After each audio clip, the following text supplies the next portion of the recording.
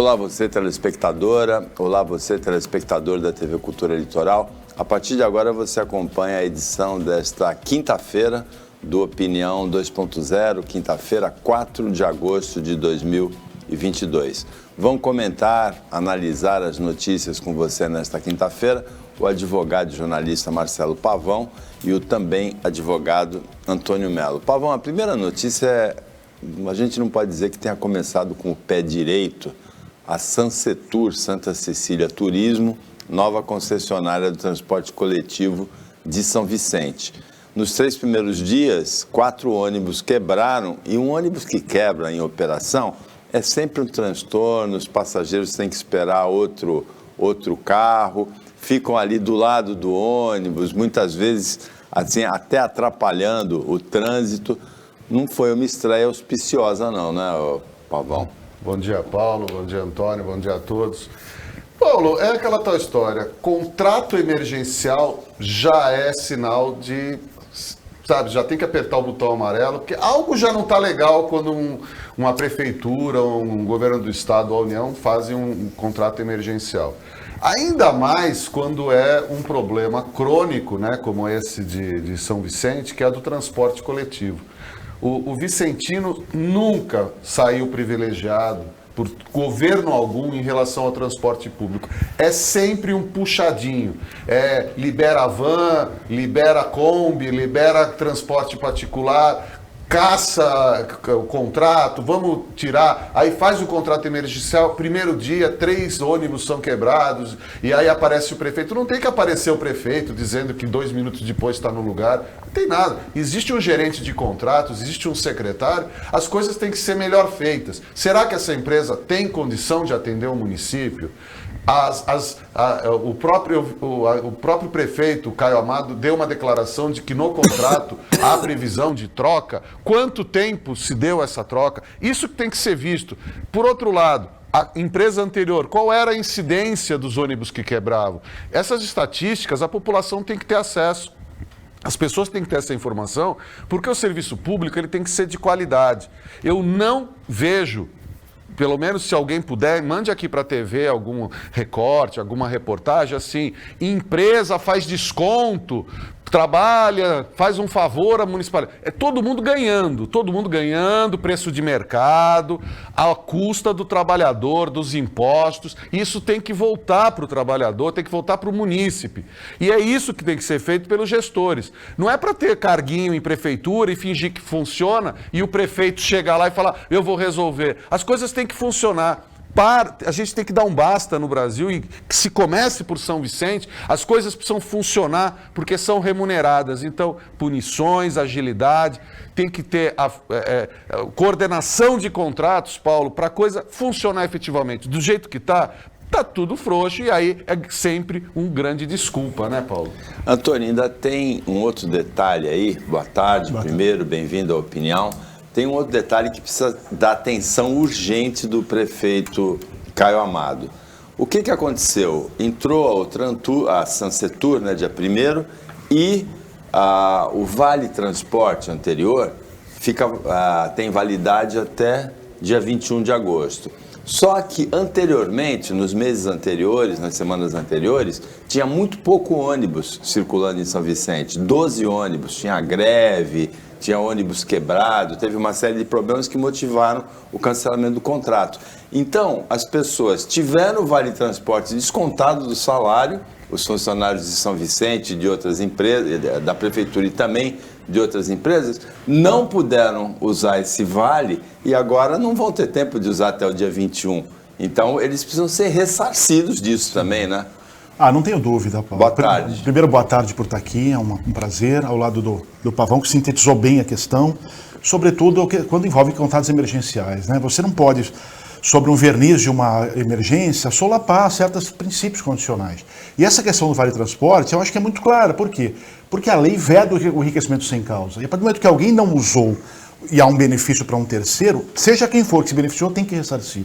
Então, as autoridades precisam incontinenti resolver isso, ou retornando os créditos para essas pessoas ou ressarcindo em pecúnia, mas isso tem que ser feito imediatamente. Essa observação quem fez aqui, alertando a pauta do programa, foi o médico Benjamin Rodrigues Lopes, que é comentarista daqui do Opinião.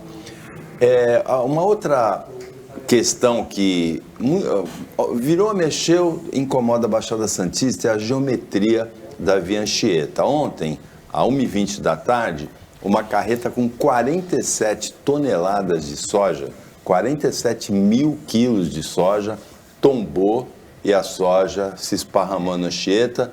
Demorou 2 horas para a Ecovias, a concessionária da estrada, conseguir liberar uma das pistas. A geometria da Via Anchieta, Pavão, de 1940, né, da década de 40, naquela época os caminhões tinham até 10 metros, 11 metros, levavam 12, 14 toneladas. Não tinha carreta com esse comprimento e com uma carga de 47 toneladas. A lambança é fazer uma estrada depois, uma outra pista de descida a Imigrantes, que pela declividade não permite a passagem de caminhões e de ônibus. Então, o maior polo produtor da América Latina, o interior de São Paulo, centro-oeste do Brasil, fica ligado com o maior porto do hemisfério sul do planeta por uma estrada com esse tipo de geometria totalmente inadequada para os veículos atuais. Paulo, a Via Anchieta hoje já é uma estrada histórica. Ela já tem que ser tratada como um monumento. Até na música do Roberto. Exatamente. E olha que a música já tem mais de 50, né? Então você imagina. A questão você matou a charada, Paulo. É muito... Quando a estrada foi construída, os caminhões não eram, assim, não chegavam a 1/3 do tamanho dos atuais, esses monstros. Não dá. Quem desce pela Anchieta já viu malabarismo de motorista de caminhão. Você tem que, sabe, as pessoas passam realmente apuros, tanto os motoristas de carros de passeio, quanto os próprios motoristas de ônibus, de caminhão, que passam apuro por causa da distância. E aí você falou também, quer dizer, constrói-se uma estrada como essa nova Imigrantes, que não pode descer, não pode, porque não tem o declive suficiente, quer dizer, você é engenheiro, sabe muito melhor do que eu. Quer dizer, alguém aí também não fez seu trabalho, né, Paulo? Alguém aí quis usar um atalho, alguém aí quis chegar mais rápido na construção da estrada. E a Via Anchieta já tinha que mudar. O transporte ferroviário, ele é utilizado para essa alta quantidade de produtos que o Porto de Santos há muito tempo. Por que não se investe nas rodovias mais? Por que a gente não investe nessa matriz do caminhão? É isso que a gente tem que começar a responder. A coisa mudou, o mundo andou e o Brasil ainda está olhando para trás e com uma fotografia de 80 anos, Paulo. E por que eles pagam o mesmo pedágio daqueles que utilizam a rodovia dos Imigrantes se o serviço não é da mesma qualidade? Me parece que é um patente desvio de finalidade, aí se é que eu posso chamar dessa forma, ou no mínimo uma irregularidade. Isso tem sido uma luta recorrente, eu já vi vereadores falando sobre isso, Paulo, e eu espero que as autoridades sensibilizem a nível estadual, porque a nível municipal não temos poder para discernir e decidir sobre isso. A Via Anchieta é tão antiga que eu vou contar 2 fatos sobre ela. Primeiro, eu tinha um amigo que tinha uma piada muito infeliz, muito infame. Quando tinha a curva da onça, ele dizia, cuidado que ela te avonça. A curva da onça, a onça. E o segundo, quando a Via Anchieta foi inaugurada, ela era uma estrada arrojada para o tempo dela. Mas ela foi convidado para a inauguração um dos maiores engenheiros de solos, um cientista italiano, um dos maiores da história da mecânica dos solos, e ele olhou a estrada e disse assim, essa estrada vai ter desbarrancamento, deslizamento de encosta durante toda a vida útil dele. Ele acertou mais do que o Nostradamus, né? Porque até hoje tem deslizamento de encosta na Via Anchieta. A gente procura sempre dar destaque aqui no Opinião 2.0 a ações bem-sucedidas da polícia, seja a Polícia Federal, Polícia Civil, Polícia Militar.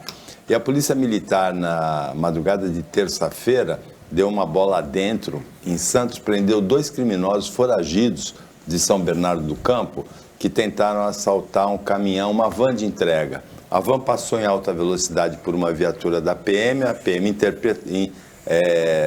interpelou o motorista, interpelou, e ele disse, olha, eu sofri uma tentativa de assalto, 2 homens entraram depois no veículo prata, deu as características do veículo, a polícia militar procurou, detectou e prendeu os 2 assaltantes que são da quadrilha do Pix, Pavão.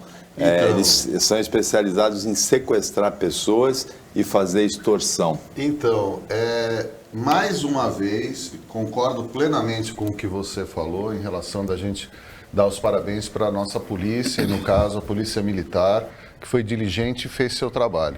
Chegando lá na delegacia, nós começaremos agora a enfrentar uma legislação retrógrada, uma legislação que protege o bandido, porque veja, essa dupla que foi presa, eles já estavam detidos por extorsão, por crime organizado, por sequestro, por um monte de situações. E o que a lei diz disso? Que se você rezar 3 Pais Nossos, se você comer o pão devagar, se você mastigar, estou sendo irônico, gente. Mas a verdade é que a lei hoje privilegia o bandido e as nossas polícias enxugam gelo. Eu não duvido se já estiverem presos ou rapidamente vão ser liberados. Porque nós hoje precisamos, a população precisa abraçar uma campanha maciça de atualização e endurecimento das leis. O crime não pode continuar valendo a pena. O cara me foge da polícia e estava praticando o seu trabalho aqui na Baixada. Eles já estavam assaltando um carro que estava levando mantimentos para o atacadão. Porque eles queriam fazer, eles estavam fazendo novamente aquilo que eles foram detidos, Paulo. Então, algo precisa ser feito, porque senão a PM, a Polícia Civil, prende e a lei solta. É isso que a gente vive hoje na realidade. Antônio, uma etapa, como disse o Pavão, é a prisão. A segunda é a manutenção do criminoso fora do contato com a sociedade, impedido de cometer novos crimes, não é? De fato, o nosso Código Penal ele é muito antigo, né? Ele tem 80 anos, salvo engano. Já. E, naturalmente, ele não acompanha o progresso, ele não acompanha... Porque a sociedade ela é dinâmica, né? E o que eu senti nesse caso? Que eles se evadiram anteriormente e que agora, sim, eles terão talvez um olhar maior do Estado, mas seguramente passarão por uma audiência de custódia, seguramente terão um advogado que irá entrar com habeas corpus, e às vezes, Paulo, uma nulidade, uma filigrana jurídica acabou colocando essas pessoas na rua. E aí o que acontece? Demos sorte. Havia um policiamento ostensivo que conseguiu prendê-los, mas há situações em que nós não conseguimos. A sociedade sofre vendo um ente querido sendo atingido. E essas quadrilhas, elas têm uma peculiaridade. Quando elas sequestram, quando elas cometem esse crime gravíssimo da extorsão, eles sabem que se forem presos, podem ficar muitos anos na cadeia. Então, dificilmente a vítima sobreviverá a esse evento danoso. É uma possibilidade, mas provavelmente eles poderão, em qualquer risco, ceifar prematuramente a vida de uma pessoa. Em julho, nós tivemos um episódio, no começo de julho, em São Vicente, um criminoso foi apreendido com uma arma ilegal. Ele falou que a arma não era dele, o dono da arma apareceu e foi liberado. No dia seguinte, isso foi numa quinta-feira. Na sexta-feira, no bairro do Castelo, em Santos, na zona noroeste, ele matou o segurança de um supermercado e levou os pertences do segurança. Então, foi liberado na quinta, indevidamente, arma irregular, matou na sexta. E por falar nessas filigranas jurídicas, essas nulidades judiciais que o Antônio Melo citou, depois do intervalo vamos analisar exatamente por esse motivo a anulação do júri que condenou 4 réus no caso da Boate Kiss, incêndio em Santa Maria, no Rio Grande do Sul, em janeiro de 2013. A gente volta já já.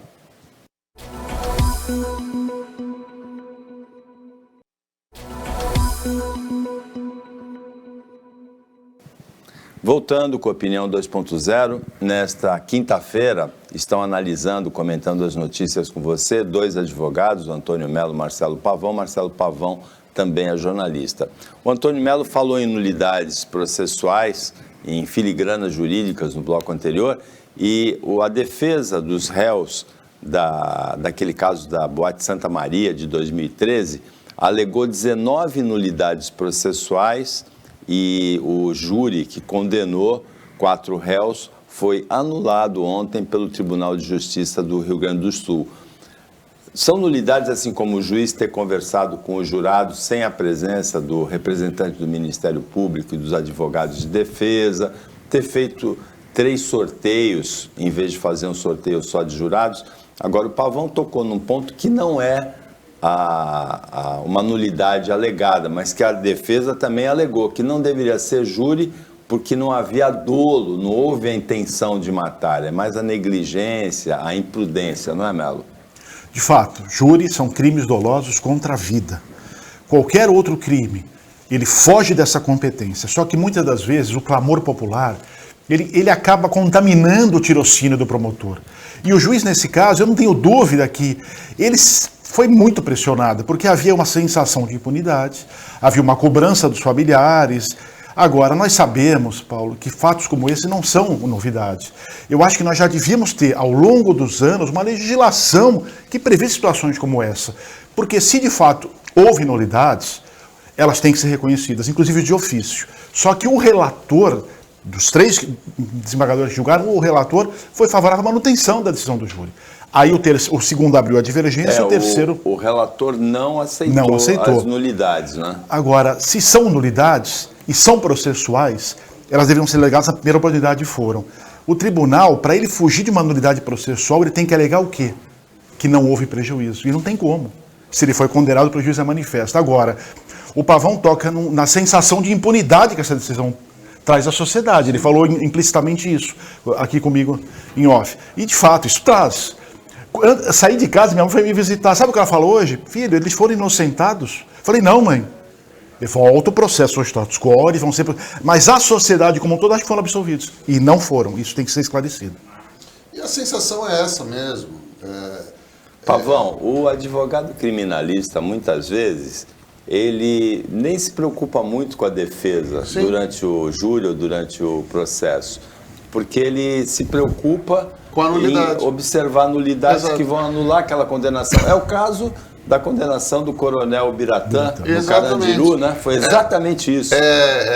Tanto o Antônio trabalhou com um dos baluartes do direito criminal aqui, o doutor Sérgio Sérvulo da Cunha.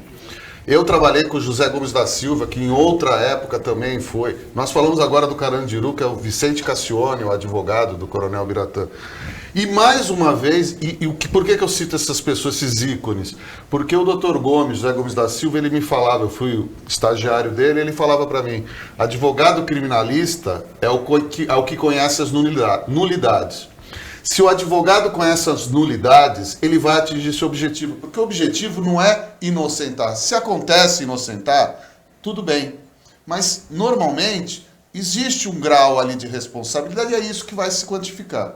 O que acontece nessa Boate Kiss desde o início, e aqui foi falado a termo certo, esse clamor público que se envolveu da situação, porque foram mais de 200 mortes diretas, quer dizer, é algo monstruoso, tenebroso. Daí a você, como acusador, né, o Ministério Público, declarar que houve a intenção de matar essa gente, é um caminho muito grande entre você querer uma reparação pelo dano causado e você querer uma punição por algo que realmente não tem. Então, assim, infelizmente, são mais de 200 famílias que saem frustradas sim desse julgamento. Porque quando é anulado, zera tudo e volta lá para trás. Eles podem até ser condenados. Nós estamos vendo agora no Congresso, Já tem 8 anos do caso. Sim, sim, exatamente, é aí que é o grande negócio. E quando atinge 70 anos, você pede a extinção da punibilidade, ou seja, você pode ser o Jack Estripador, que você vai continuar livre. É assim que a lei brasileira é. E nós, por exemplo, estamos vendo hoje, 30 anos, vai fazer em novembro, 30 anos o episódio do Carandiru, vários foram condenados, absolvidos, outros condenados. Agora, entra o Congresso com um projeto de lei para anistiar, para passar por cima de tudo que foi feito no judiciário. Tal qual aquele deputado, Daniel Silveira, quer dizer, você é condenado dentro da lei, você não concorda, então, olha, eu te anistio. É esse o país que a gente está vivendo. E a gente tem que botar um basta nisso, porque essas 220 e poucas famílias, a sensação delas não é a de impunidade, é a de inutilidade, porque não adianta você brigar. A gente precisa lembrar da questão da escola base em São Paulo. A morosidade da justiça causou a morte de mais de quase 10 pessoas, se não me engano 6 ou 7, entre suicídios e mortes por doença, por um erro da autoridade policial. Demora-se tanto a fazer justiça que a gente só pode lembrar que aquela história de justiça que tarda falha sim. E é o que a gente está vendo. Está todo mundo falando do ex-presidente Lula. Ele foi absolvido? Não foi absolvido. O processo foi anulado. Voltou para trás. Aplicou a prescrição. Tem mais de 70 anos? Não é mais punido. Essa é a nossa lei. Então, assim, não podemos para um é bom, para o outro não. Tem que ser uma regra, e hoje a regra é ruim. Hoje a regra não traz satisfação a absolutamente ninguém. Só traz alento a quem comete crime, a quem está contra a lei e a quem não segue as regras. Só para terminar, Paulo, essa questão da Boate-Kiss. Alguém consegue me explicar por que a prefeitura prevaricou? Por que o bombeiro prevaricou? Porque não tinha laudo, não tinha vistoria, há vários anos.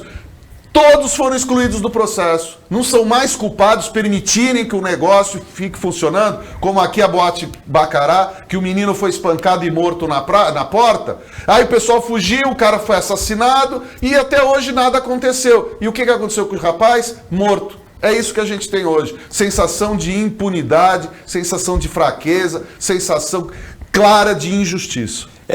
Esse caso de dolo, intenção ou não intenção, é exatamente o ponto central do episódio envolvendo o modelo e influenciador digital Bruno Krupp. Ele atropelou no sábado um adolescente de 16 anos no Rio de Janeiro. O adolescente morreu. Ele é responsável por uma morte de um adolescente de 16 anos. Ele dirigiu uma moto a 150 km por hora, segundo os vídeos mostram, no local em que a velocidade máxima é 60. Não tinha habilitação, tinha sido interceptado por uma blitz e multado 3 dias antes. Um absurdo, né, Pavão? Então, houve uma alteração. Agora, o que ele disse? Foi um acidente, eu não tive culpa. Mas só que quando uma pessoa dirige uma moto a 150 km por hora, sem habilitação, no local onde a velocidade é 60, está assumindo um risco. Então, até 2020, e colocado em entrada em 2021, o Código de Trânsito determinava o quê? Você foi pego com um veículo em situação irregular, ou você se recusa a usar o bafômetro, ou você não está com a sua habilitação, ou você está em excesso de velocidade, você tinha a sua carteira apreendida, o veículo apreendido e você era ou multado ou preso em flagrante. Com a mudança vinda de uma medida provisória do nosso atual presidente e que foi ratificada pelo Congresso, isso não existe mais, senhores telespectadores, não existe. Então, ele foi 3 dias antes pego com uma moto sem placa, a 150 por hora, sem habilitação e se recusou a fazer o bafômetro. Sabe o que aconteceu? Nada. Tomou uma multinha, foi liberado. 3 dias depois, na faixa de segurança, um rapaz de 16 anos, acompanhado da mãe, atravessando, digo novamente, na faixa de segurança, ele foi estraçalhado por uma moto que vinha a 150 km por hora.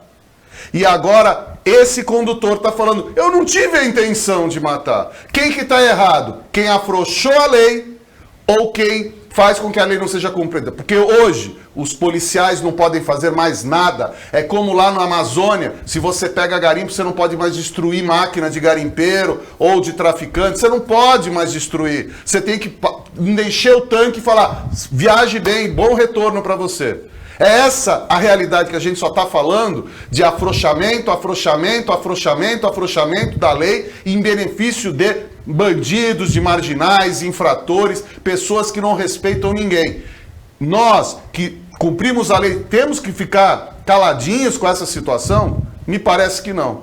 Mas a realidade é, a lei está cada vez mais furada em benefício de quem não cumpre as regras. Antônio. Esse é o típico caso de dolo eventual, né? Em que o sujeito atrai para si o ônus da sua conduta. Ele assume o risco do resultado. Agora, o Pavão ele foi no ponto cirúrgico, Paulo. Essa lei, que foi editada e confirmada pelo Congresso, claro que nós não estamos aqui atribuindo responsabilidade às autoridades, direta, mas ela colaborou decididamente para esse fato. Por quê? Porque naquele momento ele ligou, apareceu um condutor habilitado, lhe foi entregue a moto e o condutor simplesmente devolveu a moto pro agente. E aí ele voltou a praticar novas infrações de trânsito e agora penais. Então, esse afrouxamento da legislação, ele colabora. Nós não somos aqui querendo buscar culpados na legislação, mas não tem como fugir, amigos. É uma situação muito delicada. Foi o afrouxamento por meio de uma medida provisória ditado pelo senhor presidente da República. Pavão, no crime de Foz do Iguaçu, as imagens de vídeo foram apagadas. É verdade que eu não vejo que vá produzir grande prejuízo ao processo, porque existem outras imagens que não são essas que ficaram e que vão fazer parte do processo.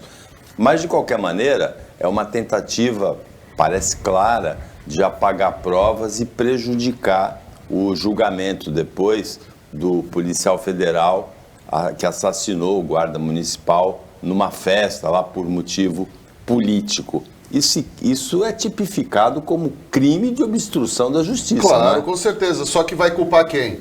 Quem era o responsável pelas senhas e por esse acesso? O cara se matou. Então, assim, vai culpar quem? O morto. Nós vamos mais uma vez culpar o morto. E a vítima já, a gente tem visto em algumas reportagens, televisões, entrevistas, opiniões, praticamente o cidadão que estava no salão regular, fazendo a sua festa de aniversário, comemorando o seu aniversário, existem pessoas que estão falando, o culpado foi ele não deveria ter usado o tema do PT, ele podia usar o tema que ele quisesse, do Pernalonga, do Bolsonaro, do PT, o raio que o parta, era direito dele, era uma festa privada, querem culpabilizar a vítima, e nesse caso sumiram as imagens, querem fazer obstrução da justiça sim, o cara é um policial penal federal, ora bolas. Ou nós não estamos mais no país do QI. Nós não estamos mais no país, você sabe com quem está falando? No outro dia teve o caso de assédio lá no hotel, numa rede de hotel Fazano, um dos sócios lá. O funcionário foi para cima do sócio em defesa da jovem e a resposta do sócio, do rapaz lá foi essa. Você sabe quem sou eu para você estar falando isso? Esse é o Brasil, gente. Ou a gente muda isso, ou então a gente sempre vai ser o país do sim, senhor. Senhor com acento circunflexo no final. Sim, senhor. Sabe, vamos ter sempre um coroné para mandar na gente. É isso que a gente quer, porque é isso que a gente está vendo. A realidade do Brasil, ela precisa ser mudada, porque isso que a gente está vendo da impunidade, da falta de qualquer regra, precisa acabar, gente. Precisa acabar rapidamente. Olha, Paulo, eu acho que todos nós temos que nos dissociar de nossas ideologias nesse caso. Não importa se você é bolsonarista, se você é Lula. Vamos tentar afastar os nossos políticos de estimação. Vamos enxergar que isso foi um crime bárbaro, e eu diria até premeditado, porque ele saiu, ele teve tempo de esfriar a cabeça e voltou. Então, meus amigos, foi um crime bárbaro, injustificável e que deve ser punido. Agora, as imagens, de alguma forma, elas circularam. O fato se tornou notório. Não há impedimento algum, há testemunhas. Não haverá prejuízo à condenação. O que eu espero é que as autoridades que forem julgar e apreciar esse caso consigam enxergar. E assim como o Pavão tem o olho de Tandera, o olhar além do alcance. Porque a delegada disse que não era crime político, no início. Aí houve aquele clamor, o Ministério Público interveio e ofereceu a denúncia correta. Agora, cuidado, vamos afastar nossas ideologias, nossas idiosincrasias, vamos analisar crime bárbaro, injustificável, que merece ser punido. Sim, e só para te fazer uma parte, já disse que não se lembra de nada, está vindo aí um laudo médico dizendo que ele estava incapacitado momentaneamente. Aguardem os próximos capítulos, porque ele vai ter um período que ele vai falar, não me lembro de nada, tive um surto, agora eu recobrei. Tá? É que nem o outro que espancou a procuradora lá no Litoral Sul. Ele espanca, chuta, grita e depois fala, tava com surto, agora eu voltei pro normal. Aí pede exoneração e depois, tava com surto. Eu quero voltar, porque eu não sabia o que estava fazendo. Então, o surto momentâneo, ocasional, que todo mundo gosta de apresentar um laudinho, né? Nesse caso de Foz do Iguaçu, 2 detalhes. O Ministério Público considerou que é um crime de motivação política, né? Foi um bolsonarista que invadiu uma festa onde era celebrado o ex-presidente Lula e o PT, né? A motivação não é um crime político porque ninguém era candidato, é um crime de motivação política. Mas é importante lembrar também que os meios de comunicação foram criticados por bolsonaristas por colocar nesse termo, bolsonarista, nesses termos, né? Bolsonarista mata, assassina, petista na festa. A interpretação dos meios de comunicação é correta. Se fosse um crime com motivação de torcida de futebol, seria São Paulino mata corintiano, santista mata palmeirense, do mesmo jeito que é bolsonarista mata petista numa festa. A opinião volta depois do intervalo.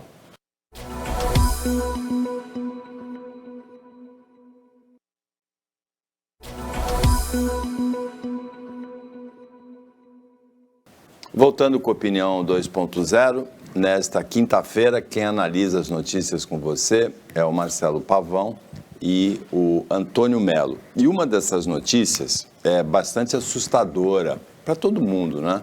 Tem lugares em que as pessoas ainda se consideram seguras no Brasil. No shopping e no metrô de São Paulo, por exemplo, no metrô do Rio de Janeiro. Ontem, uma pessoa foi esfaqueada no metrô de São Paulo, num assalto dentro da Estação da Luz. E o pior, dia 24 de junho, Antônio, já tinha tido um caso desse também. Uma outra pessoa esfaqueada, só que no dia 24 de junho, a segurança do metrô conseguiu prender o agressor. Ontem eles conseguiram escapar, eram 3 criminosos. Olha, Paulo, o serviço do metrô é uma atividade onerosa, eles recebem por isso. Seja por concessão, permissão, o que for. Eu entendo que eles são responsáveis pela segurança do local, eu não tenho dúvida. Porque o policiamento extensivo, ele não vai estar ali em full time, 24 horas. Então, situações como essa, que já houve um fato pretérito, isso revela o quê? Uma falha gritante que merece das autoridades uma punição.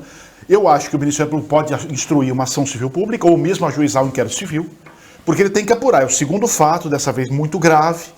Isso pode voltar a acontecer. Então, no meu entendimento, isso é caso para a instauração de um inquérito civil, sem prejuízo das ações penais. O inquérito civil vai apurar a prestação do serviço, eventual desvio de finalidade e, eventualmente, vai fazer o quê? Um termo de ajustamento de conduta, dizendo, o senhor vai ter segurança aqui, ali e lá, acolá. Então, essa situação precisa ser apurada e resolvida também na esfera civil.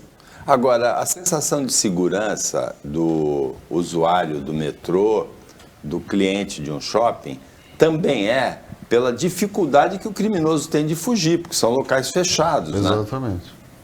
Paulo, o Antônio puxou um detalhe que é imprescindível. De que adianta, por exemplo, vamos fazer um raciocínio básico. Estamos hoje iniciando os trabalhos, né, estão sendo selecionados para fazer o censo desse ano do IBGE. Aí muita gente fala, para que fazer censo? Para que fazer censo? Bosteira. Todo mundo já sabe. O censo é que vai dizer onde você precisa investir mais, onde você precisa colocar mais luz, onde você precisa colocar mais segurança, onde você tem mais pessoas, onde está nascendo mais, onde está morrendo mais, o que precisa aqui. Aí vem essa história tenebrosa, mais uma vez, desse crime no metrô. Pouco tempo atrás, outro crime. Será que não há uma estatística? Será que é necessário isso que o Antônio falou, o Ministério Público entrar com ação para daqui a... que nem os acidentes. Lembra aquele acidente em São Paulo, caiu o caminhão, morreu um monte de gente? Não foi ninguém culpado. Foi todo mundo inocentado. Sabia disso? Foi todo mundo inocentado. Ninguém respondeu por nada. Chegou lá na frente, mais uma nulidade, acabou o problema e tal. Quando voltou para trás, está prescrito. Então, é assim que a gente está vendo. A gente está passando o programa todo falando assim, nada está sendo feito nesse país. Todos os nossos gestores estão tocando com a barriga. A verdade é essa. Qual é o sentido de você ter tido um crime pouco tempo atrás? Foi tomada alguma providência? Colocaram mais câmeras? Detetores de metal? Divulgaram isso para a sociedade? Olha...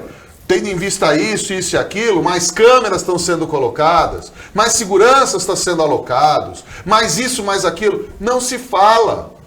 Então é tudo para baixo do tapete, é tudo, não se meta, porque a coisa vai... E vão continuar morrendo, já 2 esfaqueados, lá no Rio de Janeiro mais uns tantos, e vai assim, a gente vai indo. E aí você chega, como você bem disse, Paulo, que a maioria das pessoas não participam de discussão política, que não estão fora da discussão política. Por que as pessoas estão fora da discussão? Porque adianta discutir?